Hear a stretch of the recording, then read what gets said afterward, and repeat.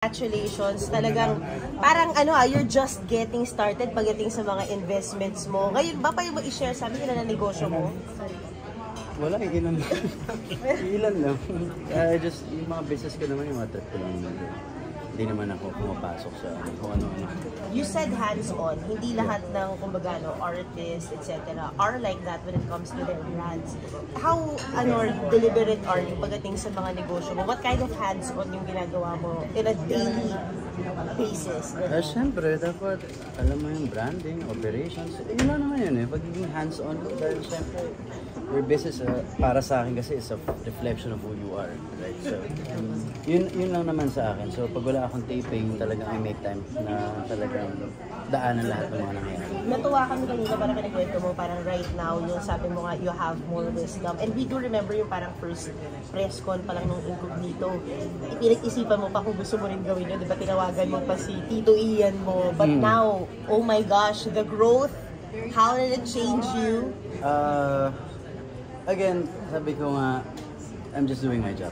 You know, pagka ako kasi trabaho talagang 100% ko yung binibigay ko all the time. Never akong gagawa. Hindi rin kaya ng sarili ko yun at ng lamang ko na bigay yung kalahati o hilaw. Laging 100% para sa lahat dahil yun ang gusto kong patunayan sa sarili ko Hindi ko kaya matulog sa gabi na alam kong hindi ko binigay yung lahat. Nakita ng audience yun, na parang even off-cam, nag-transcend yung relasyon yun nila Chard, nila.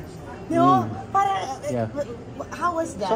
Solid lang ng cast. Kasi siguro, actually, even yun nga, the staff, the crew, dahil hindi yung mga shoots namin, Sa hirap, sa ginhawa, magkakasama kami lahat. Kami ang nag-aakbayang kapag nahihirapan ang lahat. Kami nagtatawanan pag masaya ang lahat. Alam mo yun, so iba lang yung nabuo naming grupo dito sa show na ito. And a little word about Marawi. You just came back. Yes. Ako, napaka-welcoming ng mga taga-Marawi, mga kapatid nating Muslim doon. Sobrang welcoming. And again, sabi ko nga, Marawi is rebuilding, Pero nag-rebuild sila unang-una sa pagmamahal. Diba? Yun naman ang pinakamaganda doon. Unti-unti gumaganda na ang Marawi. Daniel, marami rin nakapansin na parang medyo mas active ka recently sa social media. Yung mga behind the scenes na mas nagpo-post. Talaga ba? Baka admin mo yun. Admin mo ba yun? Talaga ba? Si Business Friends.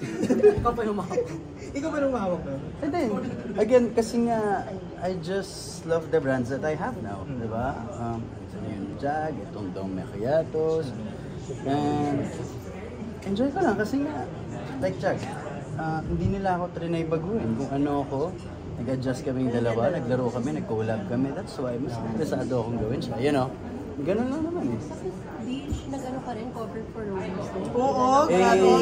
Kamusta naman? Iconic.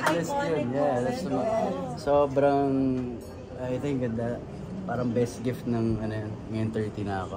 Talaga ba? Tsaka sakto 30th birthday ko. So, yeah, bucket list yun sa akin. And yeah, thank you Lord. Anong angle ng kwento yung pinaka-natuwa kang shinare dun sa Rolling Stone interview? Actually, hindi ko na maalala yung mga pinag-usapan namin ni Nick daw dun. Sobrang casual lang ng usapan Pinahinto na lang kami, bitin nga kami dalawa. So, papunta pa lang kami sa magandang part, exciting part, kinap kami. But yeah, syempre, for the book sa akin yung Rolling Stones and forever kong cherish yun.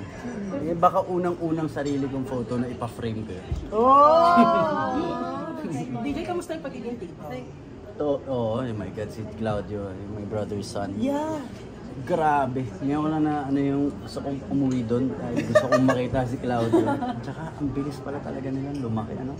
Ilang buwan na. Oh my gosh. Kapal na naman. Pero Daniel, bihira ka na lang din namin yung makita ngayon. Maraming... Anong bihira? Ngayon na lang ulit. Saan niyo ba ako nakikita? TV na lang. Hindi na namin dapat. Last Incognito press. Oo nga Tapos, ano na lang, paano ko nag-react sa mga bagay na fake news na binabato sa'yo? May mga... Ano akong pakialam niya? Kahit hindi natin may mga girls na nalilig. Wala na akong pakialam niya. Masyadong mababaw yan para sa akin. Thank you very much. Congrats. Thank you very much. May next